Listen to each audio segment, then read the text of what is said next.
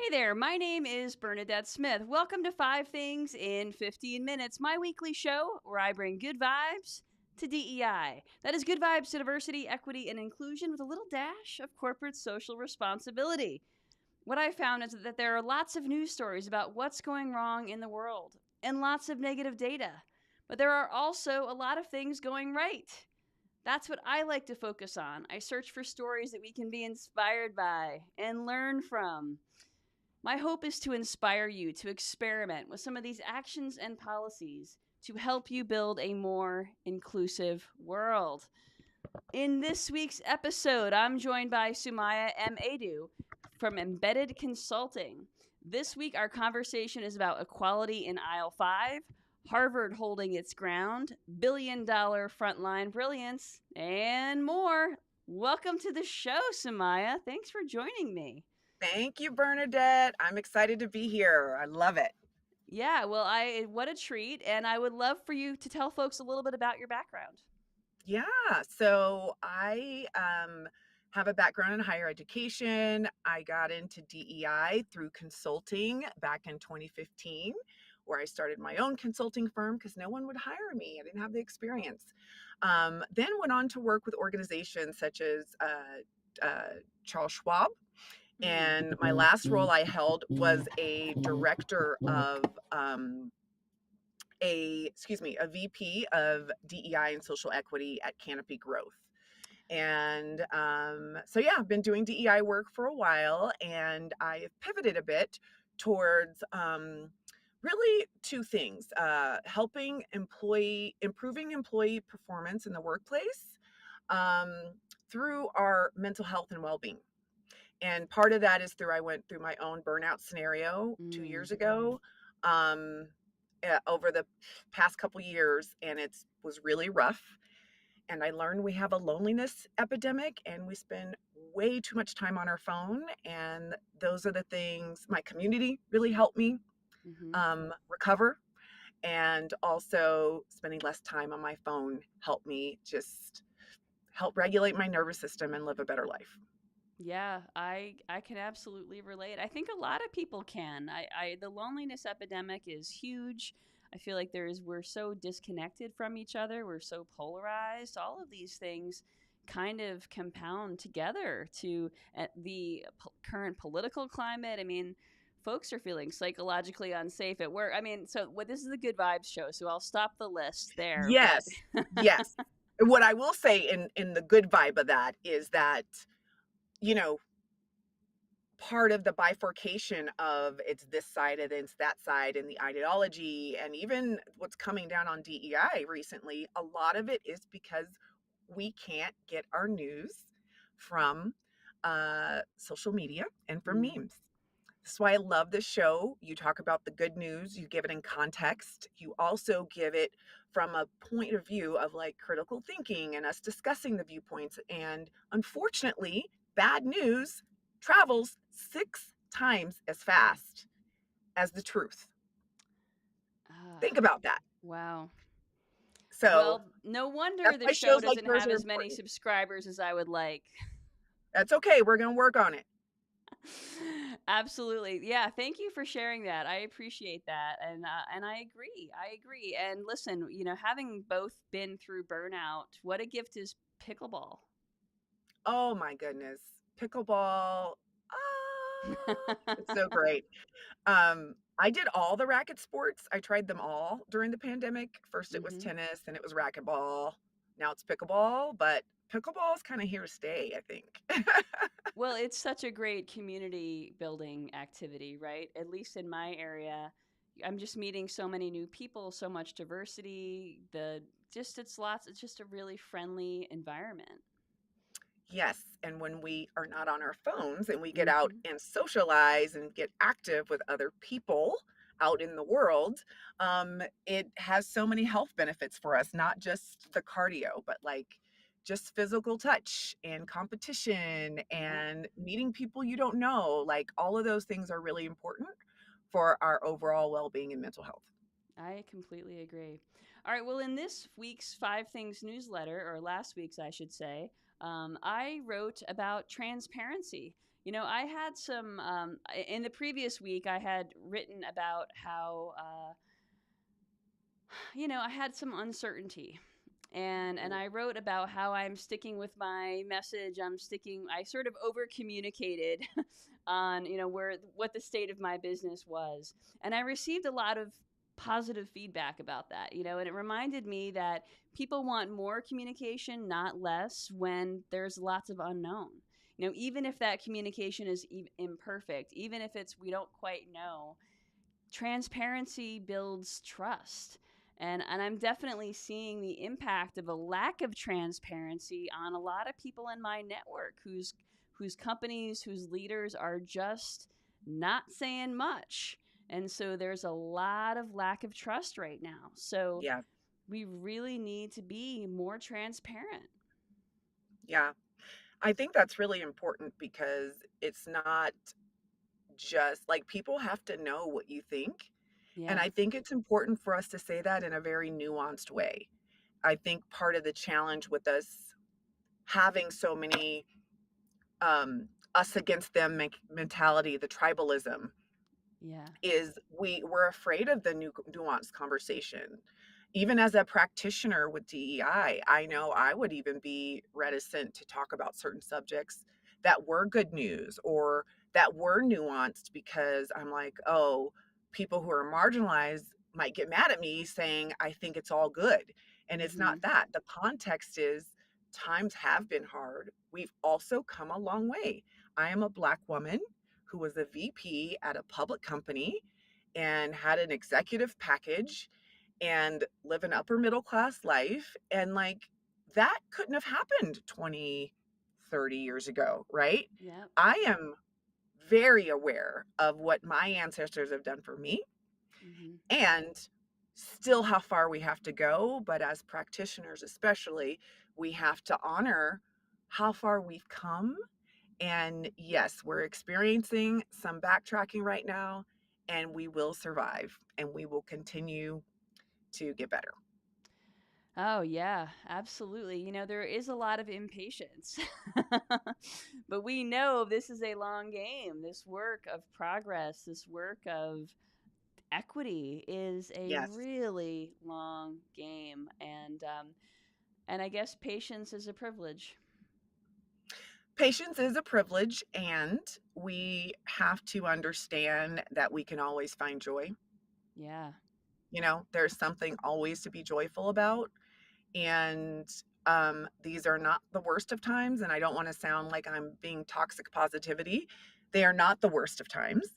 However, there are people who are experiencing real trauma, Yeah. and are all of us, all the LGBTQ people, all the Black people, all anyone from any ancestors had hope.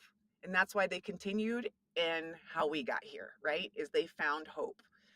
And that's what we have to do. Yes. And community come together. Yes. Yes. All right, well, let's move into this week's good vibes.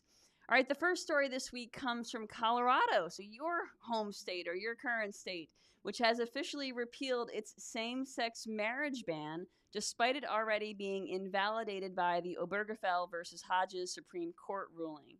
So it's a safeguard in case the U.S. Supreme Court overturns the legalization of marriage equality, which has been suggested. So, way to go, Colorado. Yeah. I'll tell you, I moved to Colorado 6 years ago from the San Francisco Bay Area. And I was like worried because it used to be a red state and now it's purple state and now it's a blue state. And just worried about the diversity because I especially had that in the San Francisco Bay Area. And I was like, we have a gay mayor. I mean, excuse me, a gay governor. Yep. And we had the city of Denver had a Black mayor. And I was like, oh.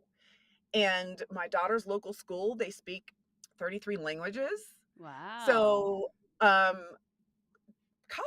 is pretty diverse nowadays. I mean, obviously reflected in some of the efforts they have. But yeah, I was so excited to see this. And I've seen the governor talk about this bill in particular, as well as hear them speak publicly about their commitment to diversity in the state of Colorado. So this is awesome that this has been repealed. I know some of the state senators had a lot to do with this as well. Yeah. But yeah, I just kudos and just congratulations to all the same-sex couples out there who are just breathing a little bit easier today Yeah, and this week. absolutely. 35 states still have these dormant bans, so hopefully this will be a precedent for other states to follow. Yes, exactly. And what I found interesting too about this good news is Colorado's actually been on the block several times for some, big legislative things around gender and LGBTQ issues. For instance, there was the cake, making the cake for the gay Mm-hmm. wedding. That was Sure. the Masterpiece Masterpiece Cake Shop versus Mm-hmm. Colorado Civil Rights Commission. We also had the website development one. Yes, We yes. also had one of the first conversion therapy bans as Oh, well. wow. Cool. Yeah, All right. Good news out of Colorado. good All news. right. The second story this week comes from Harvard University, which rejected the Trump administration's demands that threatened $9 billion in research funding. The university called this move unconstitutional and a threat to free inquiry. So this is pretty significant. I mean, when a lot of schools are caving to this kind of pressure, this is a big one. Yes, and I love. I heard someone say that the president of Harvard quoted, "If not us, then who?" Right? Like, a lot of state universities who get a lot more funding and don't have the endowments that Harvard does, like they may not be able to. And I was just so proud of them. I listened to a Wall Street Journal podcast about this weekend and I was so happy that they decided to take a stand, and the 100 universities that are have pledged some solidarity in some sorts as well afterwards. Yeah, exactly. Exactly. Someone has to go first, right? Someone has to go first, and it's kind of the with those who have a lot of power have a lot more responsibility, That's right? right. And I am grateful that Harvard sees themselves that way. I also think this is a great example of nuance and contextual um, insights on. We can't always put an organization in one box on, like, oh, well, they're with it or they're not with DEI. It's very Yes. complex, right? Like, Hmm. DEI has several different factors. And I know they received a lot of heat when Claudine Gay had to step down, which was Yeah. tough. But I was actually looking at their representation statistics and pre-affirmative action laws. um, they had 20% Hispanic representation in Wow. terms of their student body, 11 That's to fantastic. 13% for Black students, 6 to 8% for Asian students, 1% for Native Americans. This is what parity looks like. Mm. Parity is making sure whatever you do is representative of the nation that you're in, of the population you're trying to serve. And even though they've received some pushback on some things, I wanted to call out something awesome that they have been doing, and that's making sure that they have diverse representation of America. And that's Yes. important. Absolutely. So important. And they have free tuition, I think, for students earning or whose families earn 200,000 or below or something like that as well. So that's Right. also significant. Again, they know that that Harvard degree means something, and Hmm. um providing an opportunity for people from marginalized groups or for historically excluded groups who couldn't have even gotten into Harvard, you know, 70, 80 years ago. Hmm. Give them that opportunity. I'm just really excited about that. So good Absolutely. on them. I'm standing behind them. They've been having record fundraising since they've decided this, and I'm Hmm. just excited to see what happens. Awesome. All right, the third story this week comes from Navneet Education, which has a new children's book which quietly screens for color blindness using patterns embedded in everyday lessons. So that's just a book. There are no eye exams, there's no extra cost. And the book has, there are books for subjects like science or math. And the book is co designed by educators and eye doctors, and it has different triggers so teachers and families can catch vision issues before they're mislabeled as behavioral or comprehension problems. I love this story. It's so clever. I love this. And this is why, again, it's important for us to understand the nuance. When you look at the title, it's like color blindness. And it's like, oh, is this about, oh, well, I don't see white people. I don't see, you know, in terms of race. It literally is about a vision impairment, right? Yes.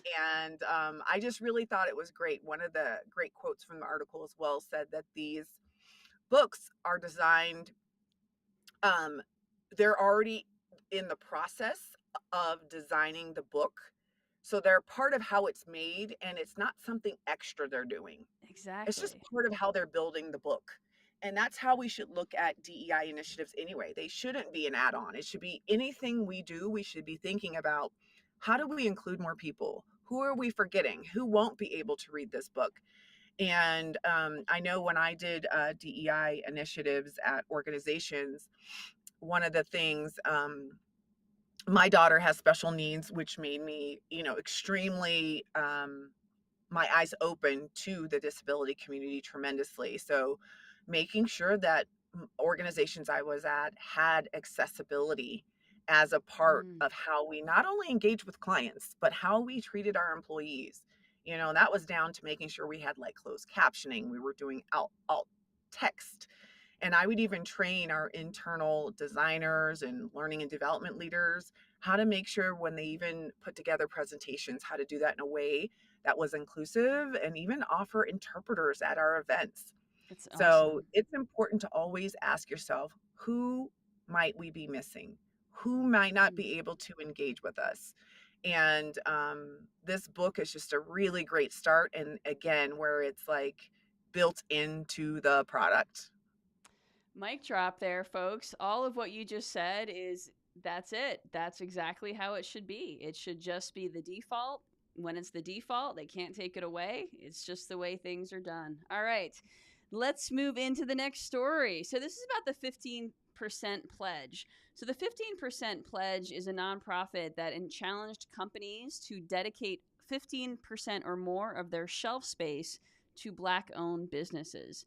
And they also support those companies in setting the retail partners up for success, setting those black-owned businesses up for success. So, with all of the DEI pushback, 0 partners have backed out of the pledge, and it has redirected $14 billion in revenue to those businesses through companies like Sephora, Nordstrom, Yelp. So, celebrate the wins. I love that this is still going strong. No, I love that you found this article. I had actually never heard of it. Oh, wow. Yeah, I never even heard of it in 2020. So when it was established. So just thank you for sharing it. And I think it's important that we celebrate successes, and the 15% is to for parity, right? And Mm-hmm. and when did achieving parity become controversial, Bernadette? Yeah. Yeah. Like like setting a goal to have the products represent again the country. And it's good for business. Let's face it. I mean, these are retail businesses. Now they have a greater diversity of products that they can attract a greater diversity of customers. Yeah, I also saw they asked her about the boycotts that are happening against Mm-hmm. some of the other organizations, particularly Target. And I know you've talked about this on previous episodes, but just we have to remember that a lot of these organizations are federal. The big ones are Yep. usually federal contractors, where some of these laws are directly impacting them, even though DEI is protected, groups are still protected under the law. But a lot of it is really just looking at how they can potentially still do the work, but maybe not under a DEI department. That's what we Yeah. hope, right? Yeah. And that consultants like us are available to help them should they Of need it. course. Um, but I just love what's been happening at Target in particular. The lost revenue that they've been experiencing by the Black community in particular. However, I will say I did go into Target this weekend and I had to buy something for an emergency. It was the closest store, but I made sure I bought the lipstick while I was there and supported a Black owned brand while I Great. bought my like handful of items.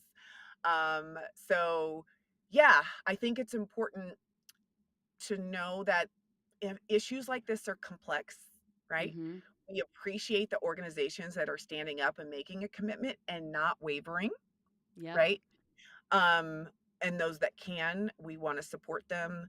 But yeah, I love the focus boycotts, but I just want to be clear, if we cut out every company that supported or disparaged or, you know, wasn't supportive of DEI, it gets very complex, right? That's right. Absolutely.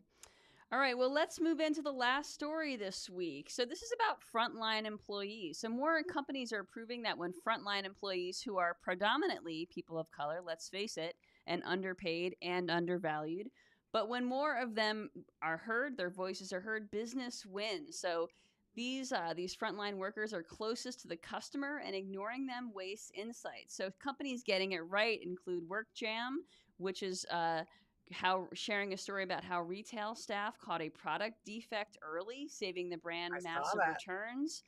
ABM Industries has 100,000 frontline workers, and they have Shark Tank style pitch contests for their employees. Love They have that. Medtronic CEO spends 30% of his time with frontline teams. So these are some big wins, and these employees are going to be so much more loyal when they feel valued.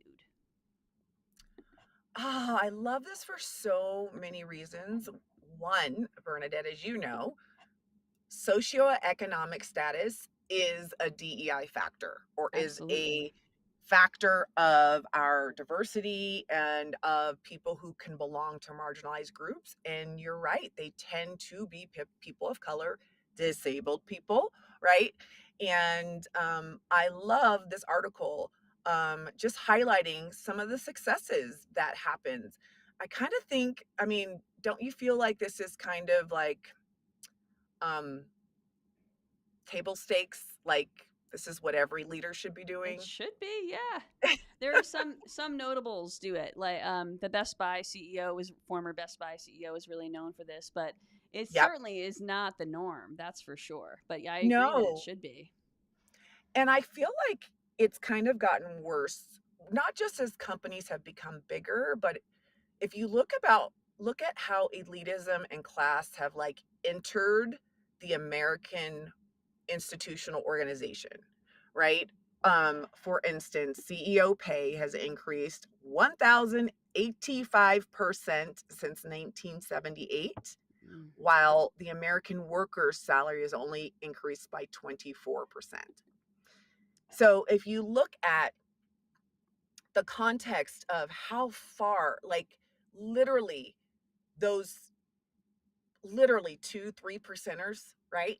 mm-hmm. In terms of executives and what they make compared to the average employee, like it is mind blowing because ultimately your employees are the ones that are doing the work.